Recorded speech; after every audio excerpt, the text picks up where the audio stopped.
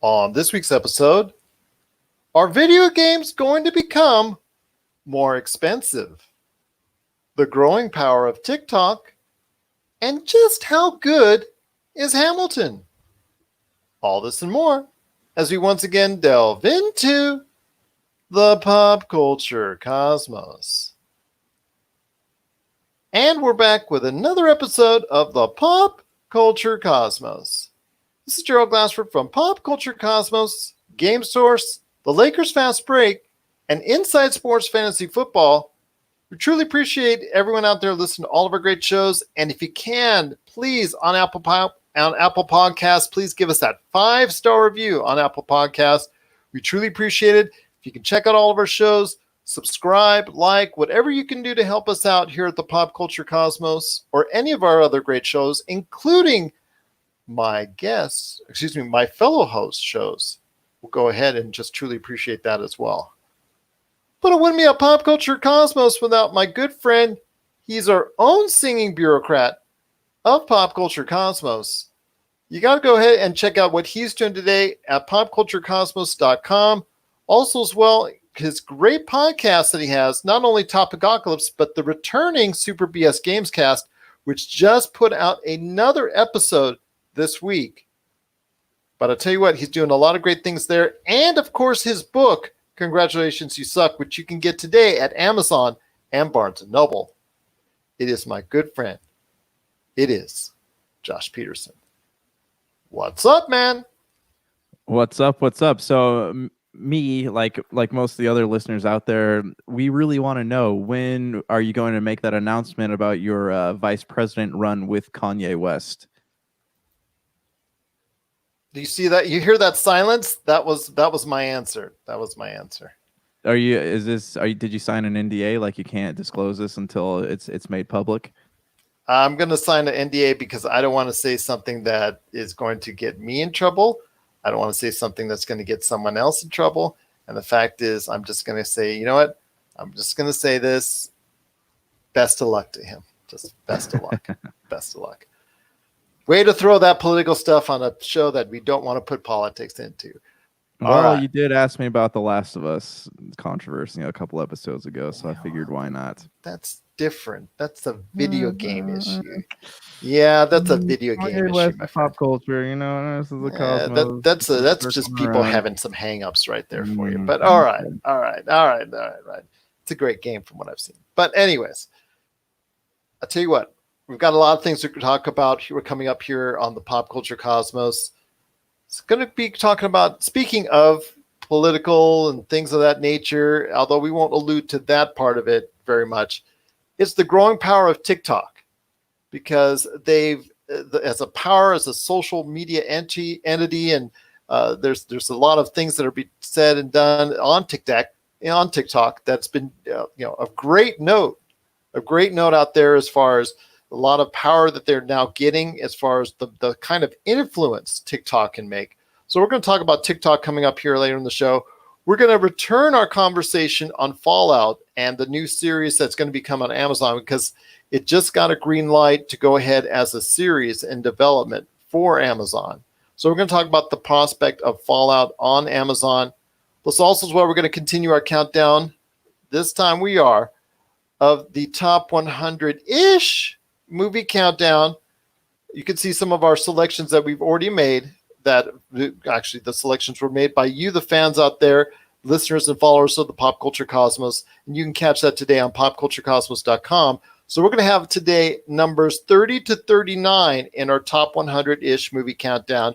We're also going to be talking about Hamilton. That just hit Disney Plus. Everybody's talking about Hamilton on Disney Plus right now. Is it really as good as everyone says it is? I'm going to give you my thoughts on it coming up at the back end of the show. But there is a lot to talk about in pop culture outside of Kanye West deciding whether or not he's actually running for president or if he's just dropping another album. That's up to him. He's very popular, whether it's his shoes, whether it's clothing line, whether it's whatever, he is very popular. So if he does, he does. If he doesn't, he doesn't. Let's leave it at that. But one thing I am getting concerned about is with this next generation of consoles coming on hand. very, very soon in the not too distant future is the prospect of video game prices possibly going back up again. And I say again because the video game prices haven't gone up really in close to 20 years. At one time, they were in the $70 range for a game in certain systems. That's what I remember paying. That's what I remember people having to pay back in the day. That could be a thing again as NBA 2K for certain versions of their game that's coming out. If you want to upgrade from the version that you get, let's say you get a PlayStation 4 version coming out later this year. If you want to go ahead and get a PlayStation 5, instead of the free upgrades that many of the other developers are charging out there, 2K is saying you got to pay an extra $10 on top of that. So now you're talking about $70 to get a cut version of the latest 2K and be able to go ahead and just take full advantage of it on a PlayStation 5 or the Xbox Series X for that matter. So I want to ask you, my friend, this has created a lot of stir and conversation within fans, within gamers, and people in the industry, and all that 9 yards about the possibility of video game prices going up. And this, to me, was inevitability because you see these major productions on these AAA games. The price isn't getting any cheaper to make these things, man. No, they're not. I mean, it was kind of an inevitability. Like you wonder, back in the day, remember the Mario RPG that came out when, I was a kid when this game came out. You were in your 20s or 30s, right? Somewhere around there. Oh, jeez. Good one. Gets me twice already. That's twice. You got me today.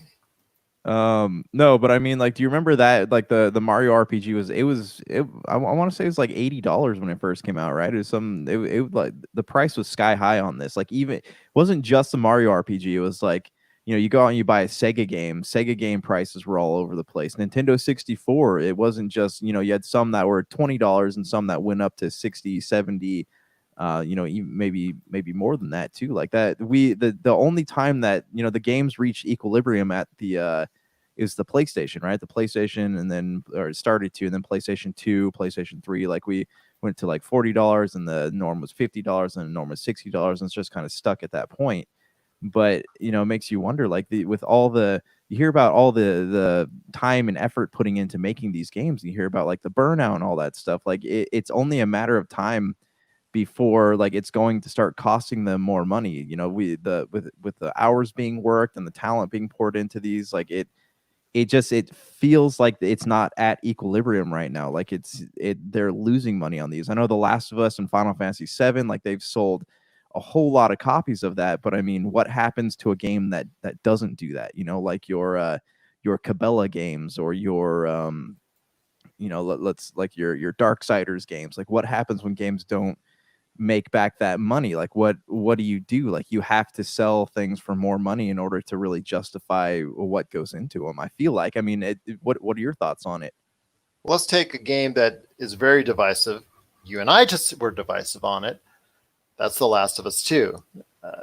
You could talk about all the content issues that are in it. You could talk about the depressing mood and the all that stuff that's going on within it. Basically a pandemic that you're playing within the middle of a pandemic. You could talk about all that controversy and the user reviews as compared to the critical reviews and all that. The production values are top notch on this game. Let's just put that out there. If you are an appreciation of the video game medium as an art, you got to see this as some type of art. Whether you don't like the content, that's beside the point. This is something that, as far as the production value, as far as the cutting edge graphics, this cutting edge visuals for what the current system is, because this is on the tail end of the current generation. I mean, you have to see that it costs some money to do that. I mean, everybody is out there, or virtually everybody out there has seen the videos that take place of how they do this, and the green screen and the mocap, and they get the actors, name actors, not so name actors, voice actors. They all cost money, producers and directors and writers and obviously the staff, the artists and everybody that's involved in making these games. the price doesn't go down. The price goes up when you make these games. And at the level that you want to make it, like you would of The Last of Us 2, like Cyberpunk 2077 that's coming out later this year, they don't shortchange on anything. They are got the full weight of a lot of money behind it. And that money doesn't seem to get any smaller. So in essence, we've been getting a break for a while.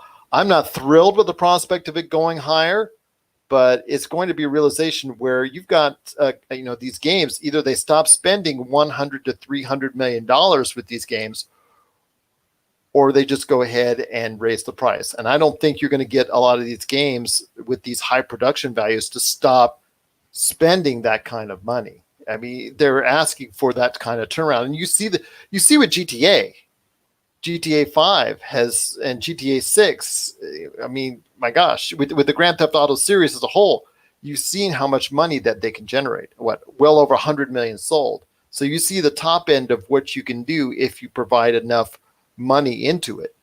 And with The Last of Us, which has shattered a lot of records for PlayStation exclusives within the first few days of its release, obviously it's an investment that right now on the surface seems like it was very well done. So I'm telling you, my friend, this is something that, like you said, is an inevitability. I mean, we've had $60 price tag for games for how long? I'm glad to see it was that long. Would I like it to see it continue? Yes, but I don't think that's going to last. Yeah, and we were asking, when they announced the PlayStation 5 and we're watching some of the new Xbox Series X games, like there's no differentiation anymore between like this gen graphics and the next gen graphics. So you're sitting there wondering like how are they going to really take it one step further? How are they going to really, immerse us into a game if we're still paying the same price as the old console when it feels like it really just has reached the potential of video games? We want more, we want better. And, with better, it's going to cost more money. And, it makes sense to me that the price would go up. My hope would be that, games don't go past $100, and like the Games Pass services, they still continue on. But it just, yes, it feels like an inevitability because I'm curious now. Like, I'd love to do some research on this, how many games have lost money within the past 2 or 3 years. And that's something that we obviously have to see going forward. Like Borderlands 3 came out like gangbusters, but has it kept its self in the forefront of has it turned that enough of a profit for 2K to say, you know what, that was money well spent? That's kind of up in the air for me, because I don't know if it's been that game that people have consistently bought over the course of time to justify it, not just that initial run. We'll see that with The Last of Us 2. Will it continue to make money down the road to invest in more Last of Us down the road? Plus also, how is that going to affect the Uncharted? Because they're going to go back to Uncharted at Naughty Dog at some point in time. It's something that they just can't walk away from because it's done so well for them. And like you said, this is going to dictate down the road how we see and perceive AAA games as opposed to indie games, smaller games, because there doesn't seem to be a mid-tier. There's those middle games, those AA games, those games that could break out from the pack. They're either going to be smaller games or they're going to be these large AAA productions.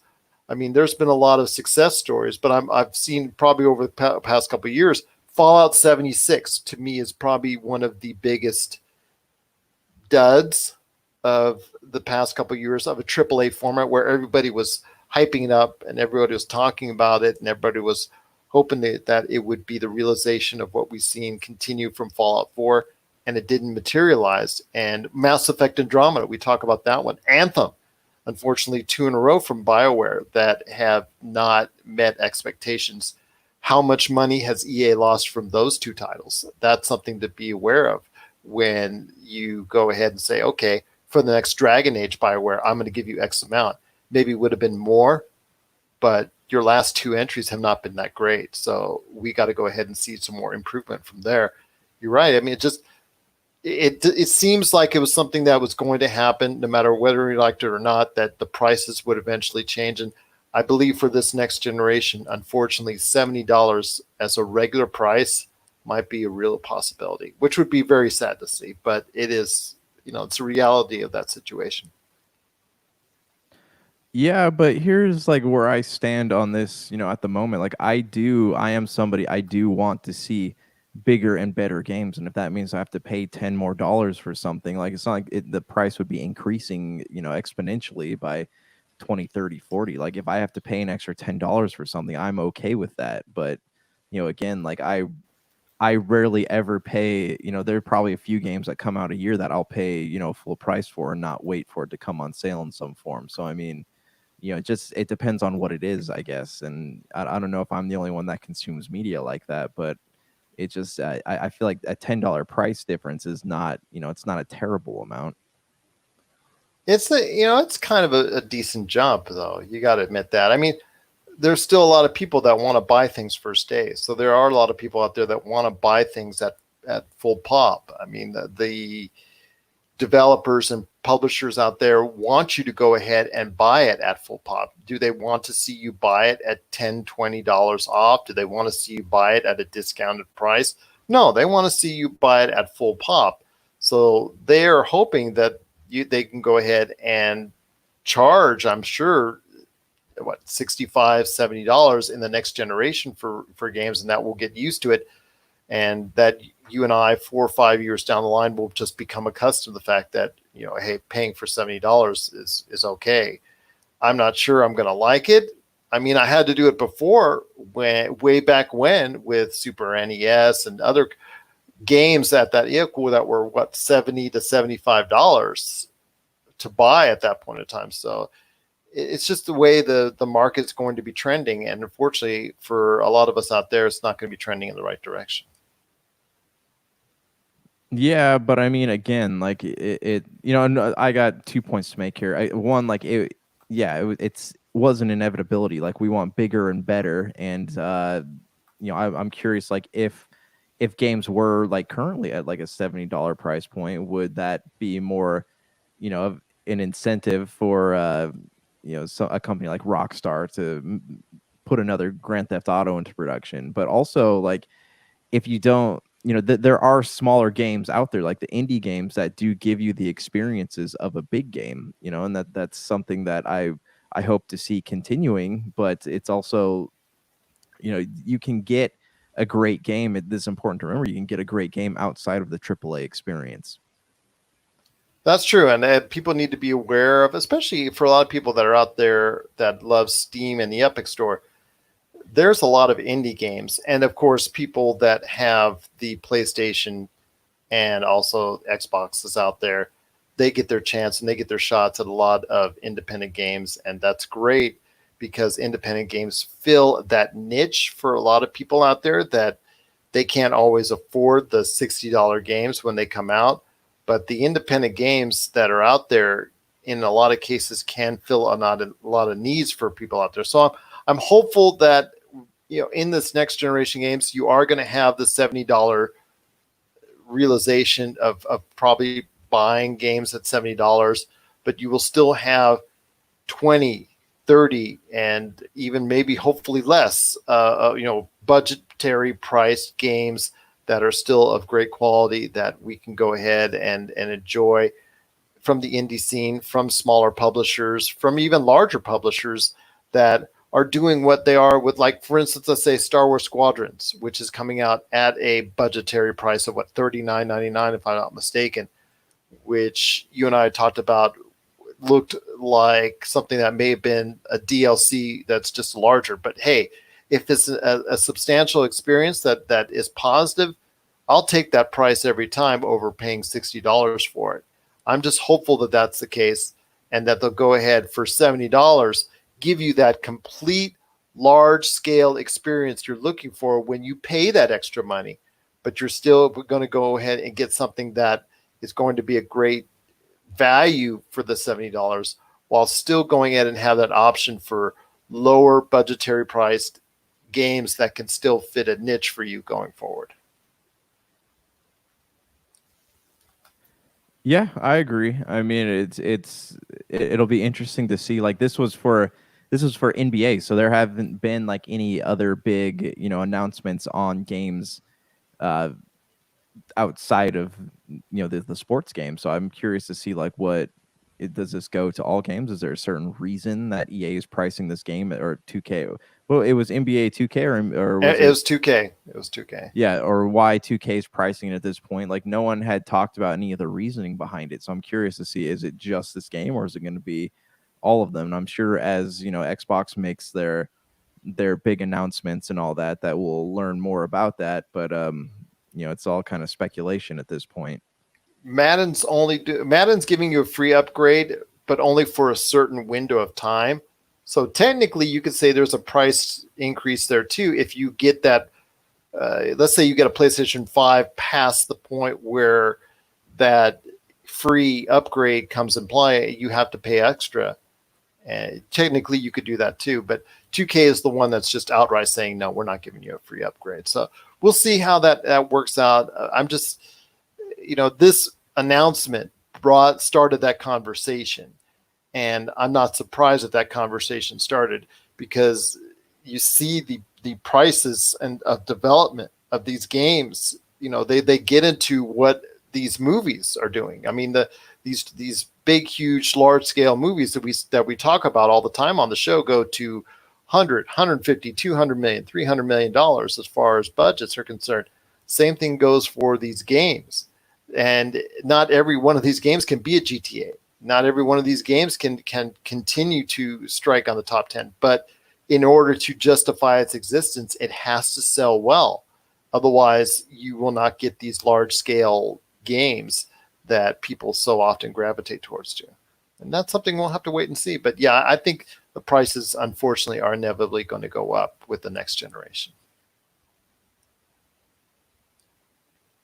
Yeah, it's starting to look that way, and like that's just how it has to be. If the industry needs to evolve and get better, because again, we're looking at the next gen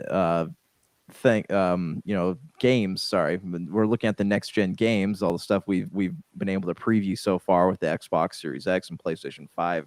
It does not look any different. So if we really want to up the experience, then yeah, we're going to have to pay more money for it. And I'm curious, with this increase, are we going to see an increase in game quality and narrative and just the work behind it? Are we going to keep hearing about burnout? Is this going to allow them more money or more funding to bring in extra people, so we don't have to you're not hearing those stories anymore? Like what's it going to lead to? What are they going to do with it? Like is it going to improve the experience for both the developers and the consumers, or is it just we're just raising the money for the sake of raising it?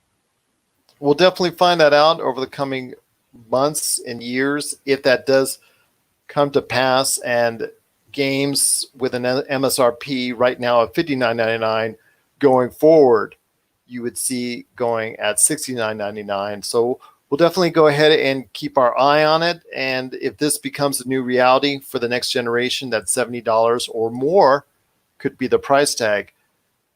Much to our chagrin, it might be something that us gamers might have to come to realize real soon. What are your thoughts out there on the possibility of game prices going up? Share us your thoughts, popculturecosmos@yahoo.com. My friend, when I talk about TikTok as a powerful entity or a powerful entity going forward in the social media realm, it comes from the fact that, yes, they were very much out there in this political season. And, we're touching on politics again. But I'm doing it more so for the fact that they recently powered a campaign that put a movie on Netflix from 2016 back into the spotlight, so much so that it got people viewing it to the point where it's now back into Netflix's top 10. Just showing you the power of what social media, and in this case, TikTok, can do. TikTok, last year or the year before, people were scared and not wanting to go on it because the fact that, hey, it was run by Chinese media and everybody's watching you with it and all that and all the scare tactics that were out there. And regardless of that, people have gone on and made it into a forum where people can go ahead and connect with each other. So the fear of TikTok has gone away, and now a lot of people are using it as a medium. In fact, if you like Pop Culture Cosmos, please, we're on TikTok as well. So I want to hear your thoughts, man, on TikTok's future as a powerful medium in social media. I mean, we use Facebook a lot here. Facebook is still our preference, but we're not going to say, hey, we're just going to shun everything else, because TikTok we're seeing is growing by leaps and bounds. Yeah, it's funny because with TikTok, I've not heard stories, but I mean, like, I've seen people, not just doing, because originally TikTok was just for dancing and music stuff, but now, like, you're seeing people going on there, like, they're making vines, they're making videos in the format of vines, and they're doing cooking videos, and they're doing video game content. Like, it's the return of Vine. Yeah, but I mean, there's some funny stuff on there, but it really is like it's an alternative to YouTube, I guess. And you just kind of get on there and look at people's videos, and it's like, at first I was like, this is really dumb. I would walk around Knott's Berry Farm, and I see like kids setting up their phones and doing like their little dances, and I'm just sitting there thinking, you look dumb. You look really just dumb. Just stop. You look dumb. And the more in all the the kids I would teach, a lot of them were on TikTok, and I never cared enough, like I thought it was a dumb idea. And then, like, I'm hearing people doing cooking videos. I heard that someone learned how to change their oil from a TikTok video. Like, I guess maybe I need to give it a shot. Maybe I need to get on there, but and I see even like big publications, like Polygon and IGN, like they have TikTok channels now, and it's just one more social media, and like the streaming services, it's just one more in just a bunch that are already overwhelming me. Don't forget, Discord also is getting very hot at this point in time. Right. Discord, that's another one that, like, Brett from Topicocalypse, like, we use that to chat sometimes, and there's so many ways to stay connected to people, and it overwhelms me. And we use that right now for the RPG games, whether it's The Lost Mine of Foundiver, or if you catch us now, we're doing weekly Star Wars RPG games, Star Wars Mercenaries. We just started that. We use Discord right now for that purpose, for the voice that you hear on it as we record. So Discord and also TikTok. I mean, TikTok, the power of TikTok has just, by leaps and bounds, it is now becoming a larger and larger entity, and people can't ignore it anymore. People can't say, hey, like you said, they can't pass it off as just this little dancing video and there you go. It's now something that could be used going forward as a powerful medium. I mean, one of the execs at Disney just left Disney to go to TikTok, to run TikTok. So that tells you the growing interest as a medium for TikTok. So if anybody out there starts to go ahead and say passes off TikTok as just something the kids do, that's underestimating it, and that's underestimating it by a lot. So I'm hopeful out there that these people go and check it out, because it's a social media platform that a lot of people are now using, and more people will use it going forward as a way to go ahead and express themselves in a different manner than what we've seen on Instagram, Twitter, Facebook, every other platform before it. So TikToks could become a wave of the future, but that wave of the future in many ways is here now for TikTok. What are your thoughts on TikTok? Are you on TikTok? Let us know. Pop Culture Cosmos. Well, like I say, Pop Culture Cosmos, yahoo.com, or any other social media. Pop Culture Cosmos on TikTok. Let us know. Pop Culture Cosmos on TikTok. My friend, before we head on out for the half-hour break, Amazon just acquired the rights to Fallout, the series. We talked a little bit about it on the Friday show. We wanted to go ahead and hear your thoughts on it. I know Jamie had some thoughts.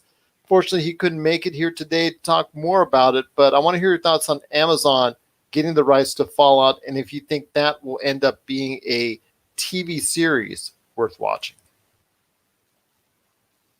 It could be good. I mean, I know I think I've talked about this before. I didn't like the second season of Westworld, and I know like it's the Westworld team behind the new Fallout game. I think that it could be done, and it could be really good because they do have the talent to make that happen.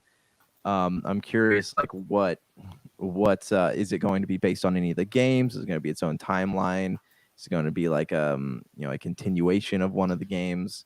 There's a lot of questions there because all we really got was like the please stand by symbol, right, and the music playing in the background. So at this point, I do want more details. I can speculate a lot. I would just hope that like it feels like the world of Fallout. It's not just we're using this title and we're going to write our own drama, because that's what you see a lot of the time with these video game. You have these big producers coming in and making video game based shows. Like, it just doesn't feel like it's based on a video game. There are parts in like Walking Dead, for example, that don't feel like they're based on a comic book. So I hope that they'd stick true to the source material and make it not compatible, but accessible for people who don't watch the show, but also make it feel like that world is coming to life for people who do play the game. Well, I'm hopeful that it will turn out to be something that a lot of people can enjoy. Like you said, Westworld's up and down. Westworld is up and down as a series, but it's still, since the demise and the end of Game of Thrones, it's been something a lot of people gravitate towards too as a series for HBO fans. I'm been up and down with Westworld over the years personally, and I'm not 100% sold that Fallout's going to be a great representation, although I'm not exactly a big fan of the Fallout series, especially after Fallout 76.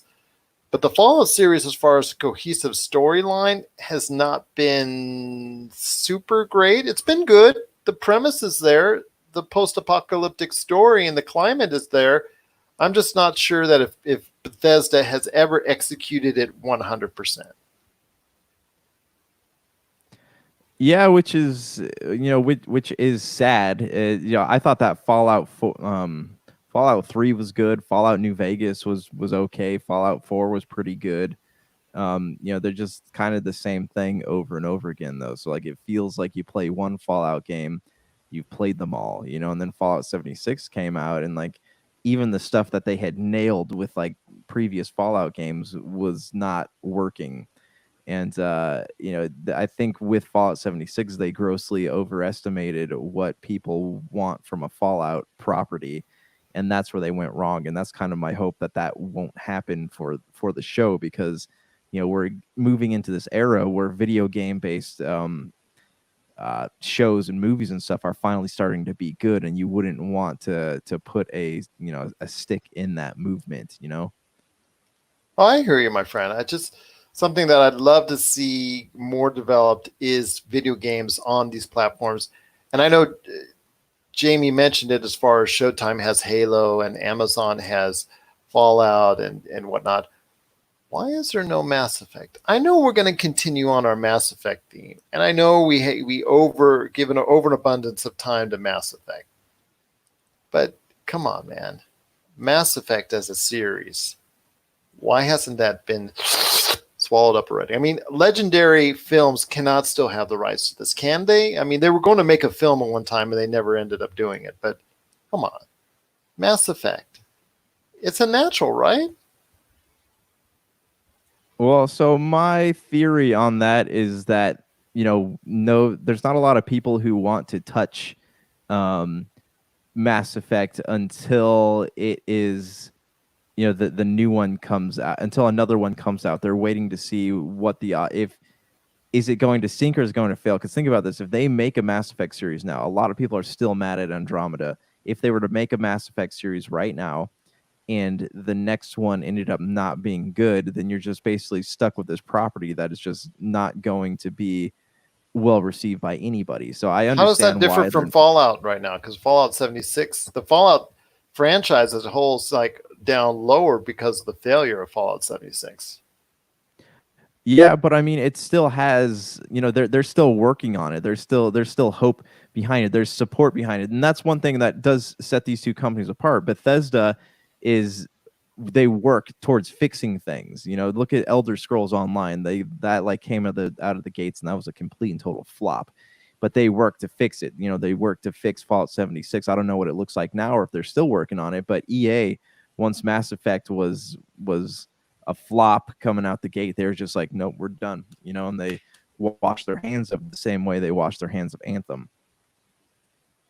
That's true. I mean, I think they're doing a little bit more work on Anthem. I don't know why, but I think they're doing a little bit more work on Anthem as far as extending that universe a little bit more.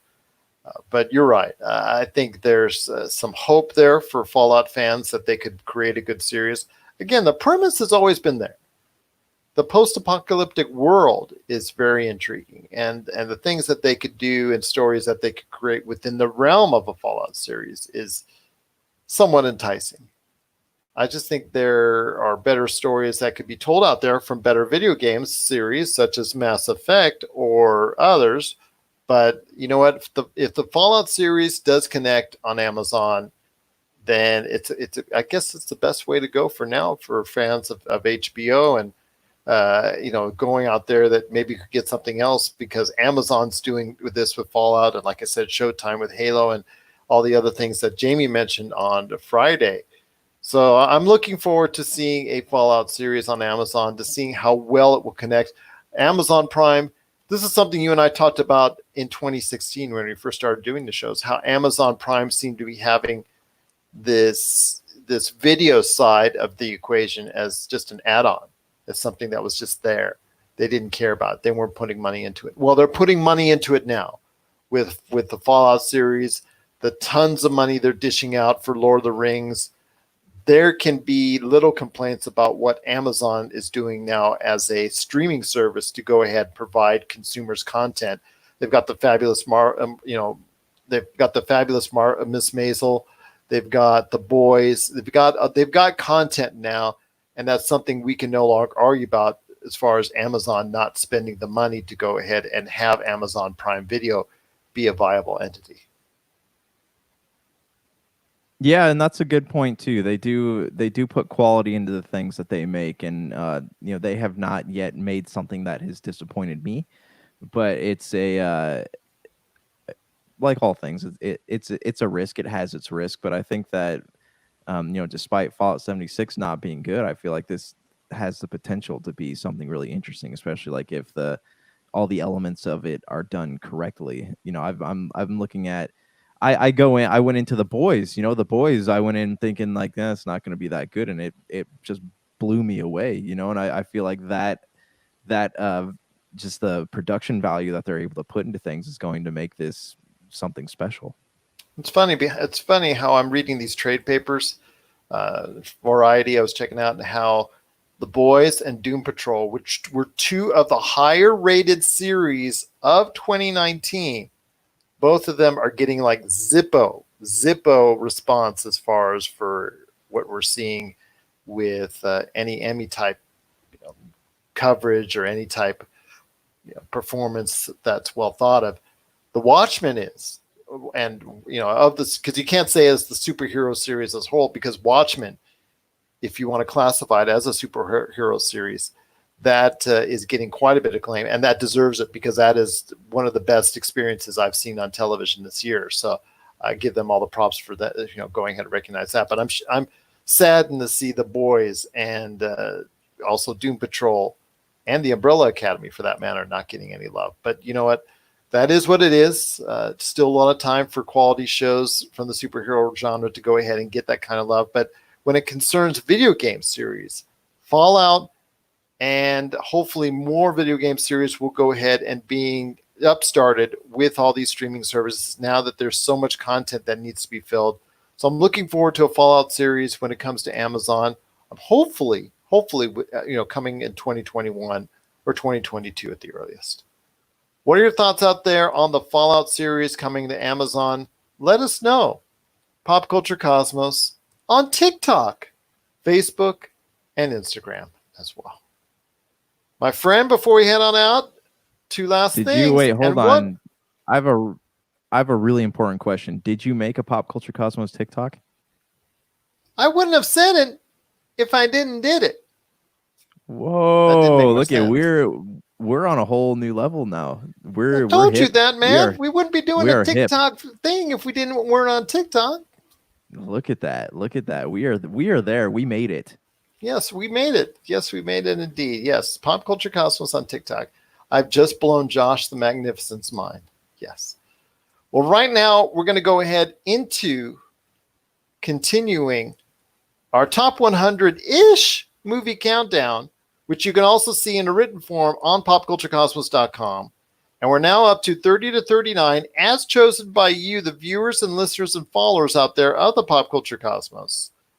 So at number 39, my friend, on our top 100-ish movie countdown, it's La La Land. I know we're going to be talking a little bit more about musicals here coming up at the end of the show as I review Hamilton. But I want to hear your thoughts on La La Land. Obviously, it garnered a lot of acclaim. Obviously, it's well thought of. I just think it's a great pick at number 39. And for people who are not really into musicals and dancing and all that stuff, it's actually a very, very good introduction to them. And maybe we'll get people into liking more musicals like Hamilton. So I have not actually seen La La Land. I had a lot of people recommend it to me, and it was something that I was like, oh, okay, well, maybe I'll get a chance to sit down and watch it. But I mean, I think we talked about this. Like that year, I was really behind on all the movies. I just hadn't had a chance to watch any of them. So that's just one that kind of fell by the wayside for me. Is it worth watching?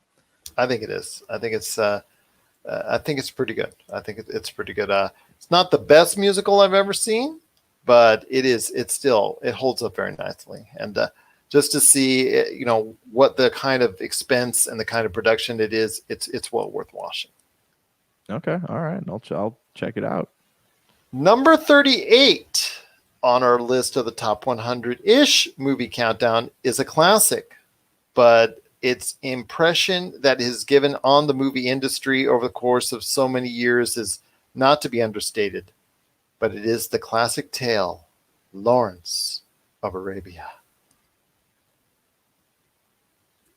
This is one that I had to watch for a film class. It's actually really good. It holds up even, in modern times. It holds up pretty well. But what are your thoughts on it?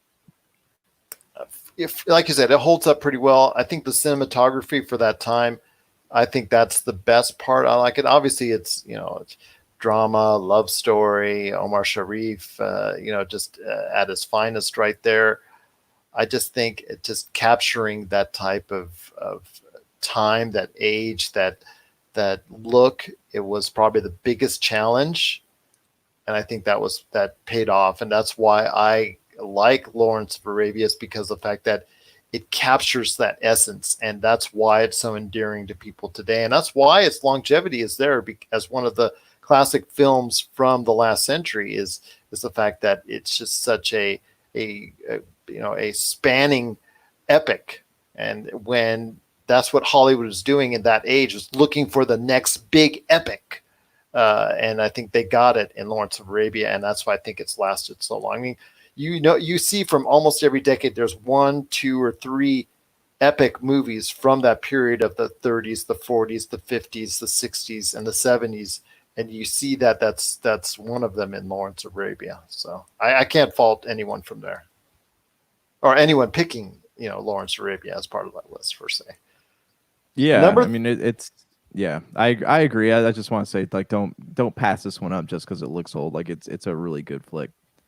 Exactly. Yeah. So Lawrence of Arabia is at number 38 on our list.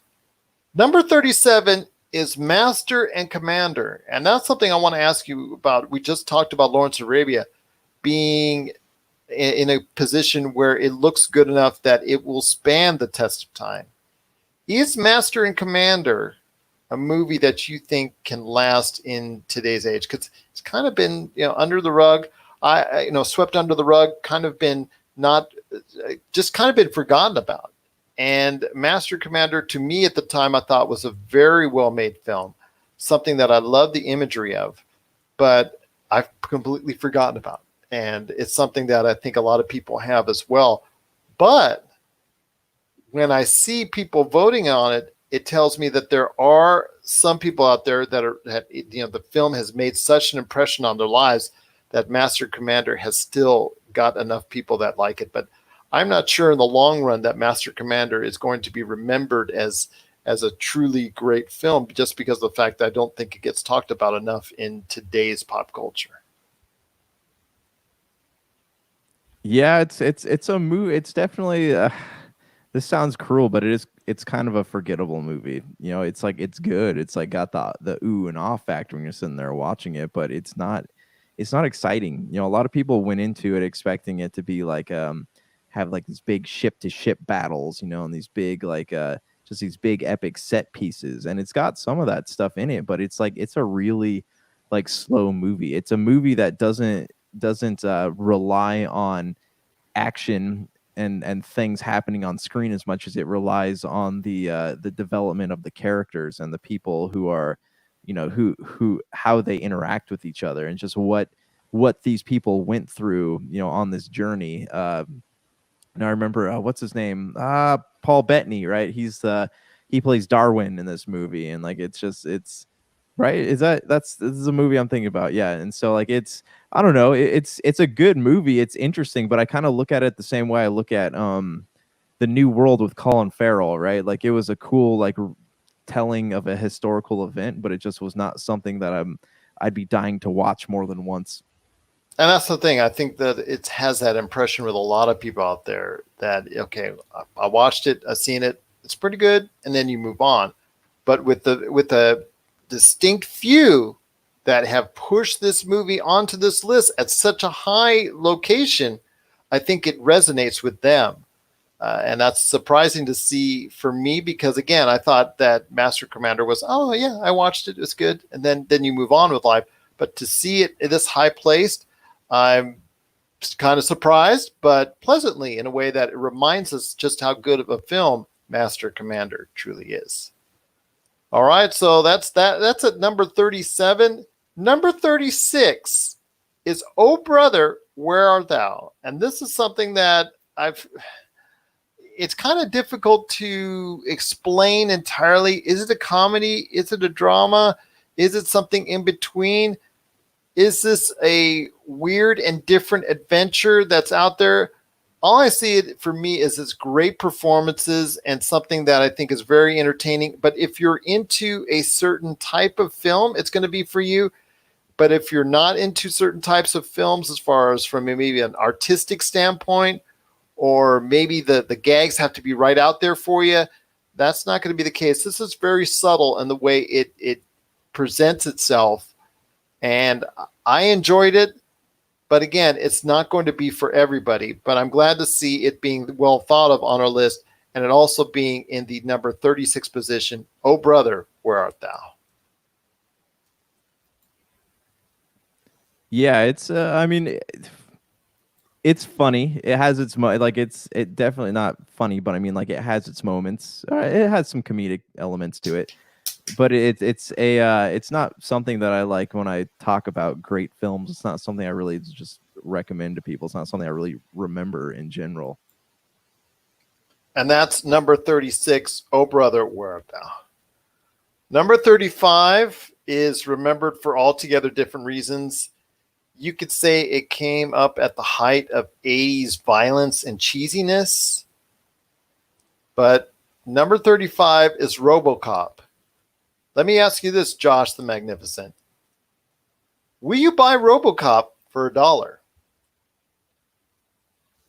I would buy it for $1. I don't know if I'd buy like RoboCop 2 or 3, but oh wait, we're talking about the old one, right? Not the That's real. We're not talking about the reboot now. Okay, yeah. I mean, I'd buy the first one for $1. I don't know if I'd really care to watch 2 or 3, but RoboCop 1, yeah, I think so. It is completely over the top, and like it's if you're sitting around with some friends and you're looking for something cheesy to watch, it's a good view. If people want to understand 80s cinema, that's one of the better places to start. Of course, you could also look at some of the Arnold Schwarzenegger stuff and things of that nature, and we'll be looking at some Arnold Schwarzenegger stuff coming up here in a minute. But RoboCop is probably one of the epitomes of 80s cinema that you can find. A lot of language, a lot of violence, a lot of gross out stuff, a lot of things that are out there that may not go over entirely as well in today's audiences. But if you're trying to look ahead and or if you're trying to look into what was going on with 1980 cinema and the fact that directors and producers could go ahead and start saying, you know what, we want to go ahead and push the envelope, and we want to see how far we can push that envelope and see how far it can go.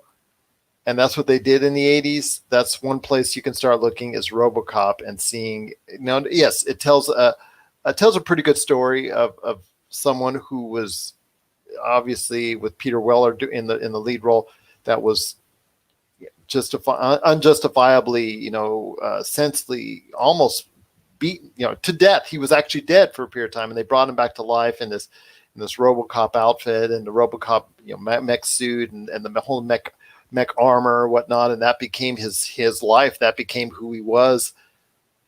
Yeah, it's for all intents and purposes, it's a very good story in that sense, and that's why I think it resonates still. But if you want to, even as the 80s themes and the 80s style seems to get a little bit old with the look of RoboCop, that good story still stays there, and I think that's why people still, despite the fact it has a lot of stuff in there maybe you don't want to see, it's still, I think people should give it a chance.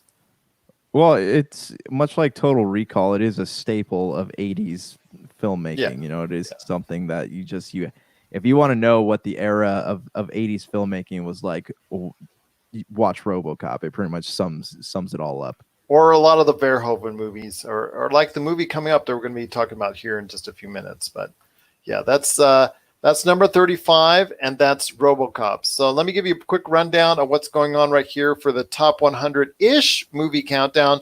39 is La La Land. 38 is Lawrence of Arabia. 37 is Master and Commander.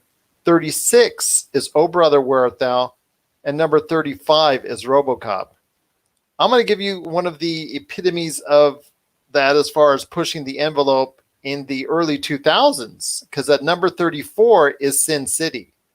So I want to hear your thoughts at number 34 on Sin City, my friend. I didn't like it. I had all these friends go like, "Oh, so I love the graphic novels. They were great." And I think that Robert, how about the visuals? Let's start with the visuals. Did you like that comic book style visuals? It was interesting, but it kind of to me, it kind of lost its novelty after the first 15 to 20 minutes of the movie. I'm like, oh, okay, cool. It wasn't. I don't want to sound like this is a real first world problem. It wasn't easy on the eyes. Okay. I at first I really liked the visuals, to be honest with you, because that was really one of the first times that style of comic book visionary was done. I mean, we saw it later. There was Sin City did a sequel. Then we obviously saw a little bit of that in the 300 movies and all that. But I think this style was, for what it was, nice for that time. Yeah, it was over the top on the gory violence. Yeah, it was over the top on the language and all that stuff. But you know what? You take it for what it is. And it was an adult comic brought to life. And that's the thing I think people need to take away from the most, that it was very adult and it was very comical and it's very comic book style in its way it proceeded to do things. But yeah, it does have a lot of imagery that I think a lot of people gravitate towards. So that's why I think Sin City is so high up on our list. And that's number 34 on our list. That's Sin City at number 34. Number 33, I'm sorry. No, 34. Number 34 on our list is Sin City. Number 33 is Stay, my friend. So tell me about Stay at number 33. Did you get a chance to check it out? Because I think it's a very solid movie. I think a lot of people have enjoyed it over the years, and that's why I think it's so high up on our list at number 33. Remind me about what this film is. I'm drawing a blank right now. But Stay, I mean, I'll tell you what, Stay is, as far as the film is concerned, it's just something that a lot of people have liked out there for a while. You give you just an idea as far as it's concerned. I mean, it's got a lot of fans behind it, a lot of people that are very interested in it. Let me bring it up here right now. People on that. So Stay, telling it's just something that a lot of people have. Where is that at? Oh, okay. That's all right. So yeah, that's Stay at number 33. A very good movie. A lot of people have got a great interest into it. A lot of people have liked it. So I think that's what I got. Yeah, let's see what I got that for. So number 33, number 32 on our list, coming up for why I got Stay for you on that. Number 32 on our list is The Terminator, because we talked about the 1980s as being the epitome of violence and that style of filmmaking. But The Terminator really brought Arnold Schwarzenegger to the forefront on our list, the forefront of our minds, as far as what he could do as an action hero, what he could do as a box office draw. So I want to hear your thoughts on The Terminator at number 32. The Terminator, a lot of people classify it as like a sci-fi action movie, but it feels more to me like an art piece. And because it's like, the first time you watch Taxi Driver with Robert De Niro, right? Yeah. The Martin Scorsese movie, and you're just sitting there, you're like, none of this movie is turning out the way that I thought it would be. And it's not predictable. It feels like everything's meant to shock you. And that's what The Terminator does. And they do it really well too. And Bill Paxton, God bless your soul, rest in peace, man. He he could not stay in the handle Arnold for very long, right? That's right. So I saw that. Yes, his cameo's in there about 10 seconds, but he's worked with James Cameron so much, and he enjoyed. Those two enjoy each other because they've worked on more projects than just The Terminator and obviously Aliens. So, and of course Titanic as well. Bill Paxton was in Titanic. Yeah. Why have I not ever? Who do you think was leading the expedition into the Titanic? Oh my gosh! Yeah, that's right. Hello. Right. And they have the what's her name? The old lady that plays Rose, and she goes and she drops the thing off the. I forgot there's a whole other sub story in that movie. Jeez. Okay, I'm gonna have to go back and watch that when I have. I've saw it once. I am good. Good. Do you remember when that came out on VHS, right? It was a double pack, and they used to do that with really long movies. I remember The Patriot had one, Titanic had one. It's a pretty long movie. When you have to stop halfway, switch VHS tapes, that's when you know that you're going to need like 4 hours worth of popcorn and candy. Yeah.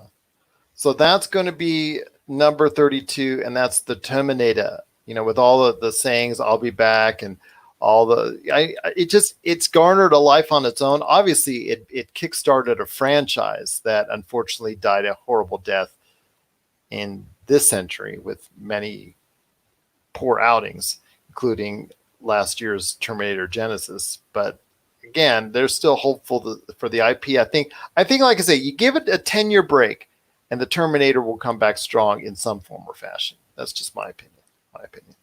You heard it here first, ladies and gentlemen. There you go. 31. There Will Be Blood. 31.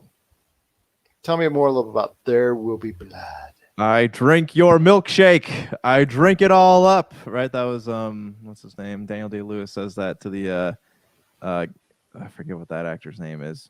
Anyway, Daniel Day-Lewis, just one of the best actors on earth. Yeah. Weird, yeah. Great actor, weird movie. It's one of those things where, like, again, nothing about it has this narrative that just kind of just goes whoop, whoop, whoop, whoop. No, there's nothing about it makes any sense. Nothing about this movie. It's really uncomfortable, and I tell that to people and they immediately want to go watch it. So I mean, do what you will, but it's a very uncomfortable movie. And that's 31. There Will Be Blood. So before we go ahead and finish off with number 30, let's go ahead and run down the countdown again. Number 39, La La Land. Number 38, Lawrence of Arabia. Number 37, Master Commander. Number 36 is Oh Brother, Where Art Thou? Oh Brother, Where Art Thou? Number 35, RoboCop. Number 34, Sin City. Number 33 is Stay. Number 32 is The Terminator. Number 31 is There Will Be Blood. Number 30, the most popular movie of all time, the biggest grossing movie in the box office history, which for a while could be the case with the pandemic we're currently going through and the residual effects of that of people not wanting to go into the theater. So this could remain for a while the biggest grossing movie of all time, and that's Avengers Endgame. So tell me, now that you've had a year to digest Avengers Endgame, tell me your thoughts as we close on out this list of 30 to 39 in our top 100-ish movie countdown about Avengers Endgame. I still like it just as much as I did. I mean, I've been of the mind lately to go back and watch, you know, the Marvel films again, just to Well, Infinity War just popped on Disney Plus, so guess what I did the other day? Watch Infinity. Infinity War is a great movie. You know, and Endgame right behind it. And Endgame, yeah, they're both really great films, and you know, I want to go back and watch a lot of the. Oh my gosh, I'm sorry. Ugh. I want to go back and watch these films again, but Endgame it's fantastic. Even just like thinking about it, it still gives me chills. It is a movie that I think will stand the test of time as a movie that accentuated and punctuated this closing narrative for the Marvel Cinematic Universe. For this is the way you get it done. This is the way you close it out. You have virtually everything that you can ask for as far as the big climactic ending, the big battle scene, what happened, the residual effects of what the snap did by Thanos. And it tells that story. It might be a little bit long, might have some gaps here and there where you could have cut it down a little bit on the narrative. But you know what? For the most part, is still brilliant filmmaking. And the way you end this commitment that so many fans have made over the course of a 10-year period watching these 20 plus films. And I don't think Spider-Man Homecoming should have been the film that you end this phase of the Marvel Cinematic Universe with. I think you should have ended it with Avengers Endgame, because it's just fitting, not only because it's the name of the movie, but because the way the movie is. And it's a great film. It is one of the best in the Marvel Cinematic Universe. It's not my top, but it's in my top 5 right now. So we'll see if it stays there, but it's still very well thought of. And it is, of course, the highest grossing film of all time, and that's Avengers Endgame. So that's our list right now of 30 to 39 in our top 100-ish movie countdown. If you want to go ahead and check out the written form, Josh and I are trying to update it as we can on popculturecosmos.com. You can go ahead and check out there, or you can check out our back episodes to catch the 40s, the 50s, the 60s, 70s, 80s, 90s, and 100 to 104 on our top 100-ish movie countdown on our Pop Culture Cosmos channel, available on podcast outlets everywhere.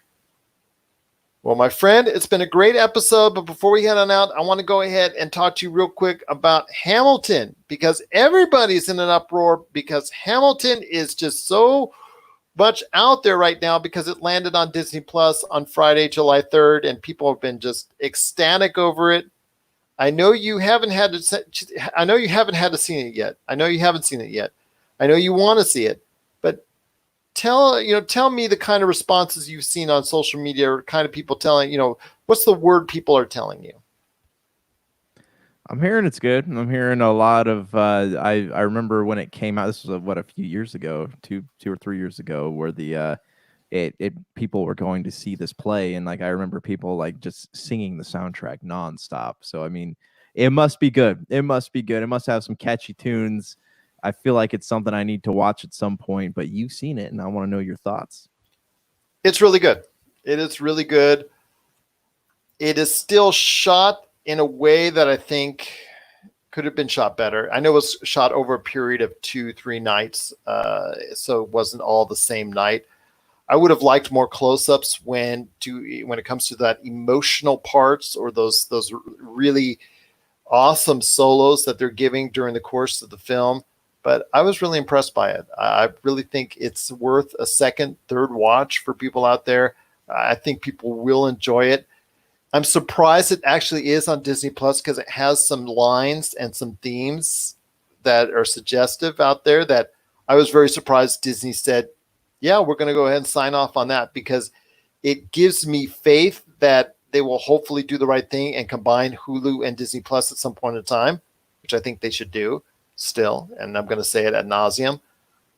But it was kind of surprising to see that some of the lines that were in that movie or that are in that musical allowed by Disney Plus, because it is some of the most risque things that have been said on Disney Plus platform. So, but I want to go ahead on the performances, and Daveed Diggs. Yeah, I'm going to be like the 9,000 millionth person out there that says he was awesome in the film, because he was awesome in the film. He was great. The guy who plays King George, Jonathan Groff. That's what, because I was looking at his name right now on IMDb. He was outstanding. That guy blew it out of the water too, because you could see he loved every second of playing that role. So yeah, he was awesome. Lin-Manuel, everybody else was very good in the film, and I think, like I said, it was just something that it was an experience that I think people really people really should go out of their way to see, as a musical, as just it's just a nice sitting down experience to watch something really good and inspirational. I wish it was shot better. I wish there were more close-ups. I wish there were more ways that we could feel the emotion. But again, you would have to see it live to get that full 100% impact. But this is still nonetheless a very good way to see Hamilton. And I know a lot of people are not going to be able to see it out in the theaters. So this is a good way to go ahead and get that kind of feel, because I think it is representative, and it does make a very good representation of what Hamilton is like. Yeah, so I mean, is it something that you feel would have been better live, or does it? Oh yeah. You got to go. You would go see it live. You would go. That's right. That's regardless. Because like I said, you and I shooting it probably could have done almost as good as it's that. Just from a fact that everything was shot from a distance. So you're only able to get so much from watching it on television. The best way to see it is in the theater. Okay. All right. Yeah. Well, I mean, it's definitely something I wanna check out. It sounds really good. Well, that is Hamilton. Our thoughts on it. We'd love to hear your thoughts on Hamilton, the experience that's now on Disney Plus, that everybody is watching that has Disney Plus. Josh will be probably seeing it soon. But it's something out there I hope everyone goes ahead and checks out and enjoys, because it gets strong reviews from me. I want to hear your thoughts. Is it something that you enjoyed as well? Let us know. popculturecosmos@yahoo.com, or also as well, popculturecosmos@Humanica Media, or Popculture Cosmos, Humanica Media, and Game Source on Facebook, Twitter, and Instagram as well. And don't forget Popculture Cosmos, Josh, on TikTok. Been a great episode, my friend. I cannot thank you enough for joining us once again out there listening and watching. But any last thoughts on the way out, my friend?